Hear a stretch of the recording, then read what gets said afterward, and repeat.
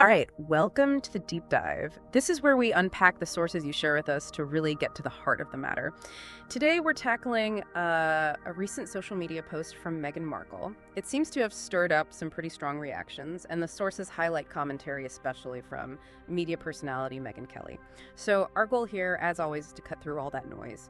We'll use the articles and notes provided to give you, hopefully, a clear picture of what actually happened, the different viewpoints shared in the source material, and maybe what it all signifies. The sources cover commentary on a specific video, and they also give us some details about what the Sussex family has been up to recently. Okay, so let's start by unpacking the video itself, as is laid out in the sources. It was shared by Meghan Markle not long ago, but the footage itself apparently dates back to 2021, just before her daughter Lilibet was born. The clip shows Meghan and Prince Harry dancing together. It looks like they're in a hospital room. And according to Meghan's own caption, which is referenced in our sources, they were doing this dance, Starkeisha's the baby mama dance, apparently hoping it might help induce labor. She mentioned, that other things like spicy food, walking, even acupuncture hadn't really worked. So this footage, 4 years old, was posted on Wednesday, June 4th. The timing suggests it was linked to celebrating Lilibet's 4th birthday. Right, and what's really striking, as you see in these sources, is just how intense the reaction was to what seems like, on the surface, a pretty simple personal share. Megyn Kelly's response in particular is heavily featured in the articles. Based on this material, Kelly came out really strong against the video on her show. She's quoted calling it deeply problematic on a number of levels and even disrespectful to the whole experience of childbirth. The sources say she saw it as an ego trip. Her reported take was that Megyn was essentially saying, "Look at me dancing, I'm still fun and I'm sexy, and I have this great marriage, and here's Harry being like a normal guy."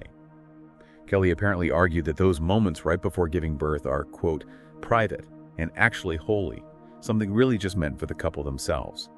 Sharing it publicly, in her view as reported here, disrespected the moment, the child, and what she called the sanctity of childbirth. The sources even capture her saying quite bluntly, directed at Markle, "We don't like you," and arguing the video wouldn't help humanize her because, quote, she'd already shown us your true colors. So you can see a really stark reaction documented right there in the sources. Yeah, that's some strong commentary highlighted there. And it gets even more interesting because the sources indicate this isn't just a one-off incident regarding Kelly's views on Markle.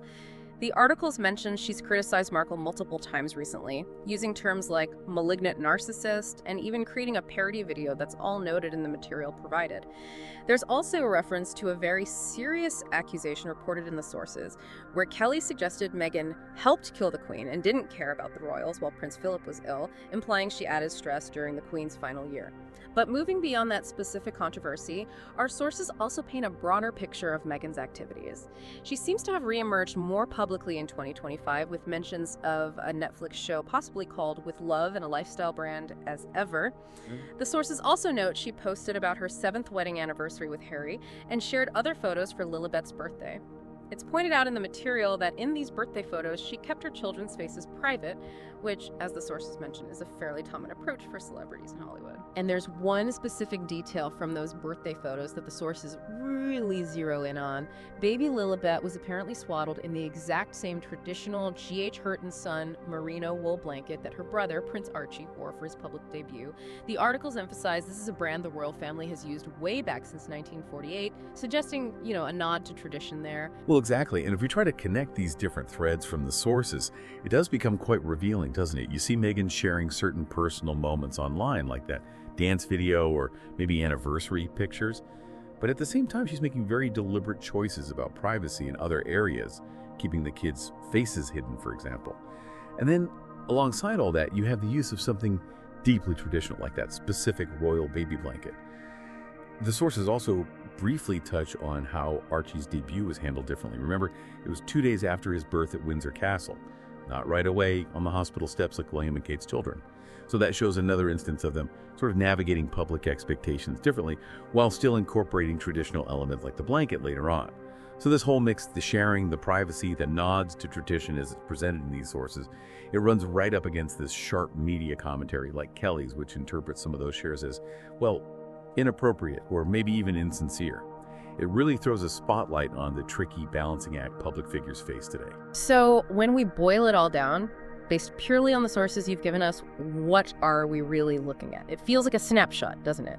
A public figure choosing to share certain personal moments using modern platforms, but also carefully managing privacy and weaving in elements of tradition. And all of this is happening while facing really intense and quite critical pushback from at least some prominent media voices, as documented here. The core tension that seems to emerge from these sources is this clash of perspectives, fundamentally different ideas about what should remain private or maybe even holy versus what's considered fair game or even expected to be shared in our very online world, especially when you're constantly in the public eye. Exactly. And perhaps a final thought, just drawing from the themes presented right here in these sources for you to think about. When we see public figures sharing aspects of their lives, how much does our own personal boundary between private and public influence how we react? And maybe more broadly, what does that ongoing negotiation tell us about how our collective understanding of privacy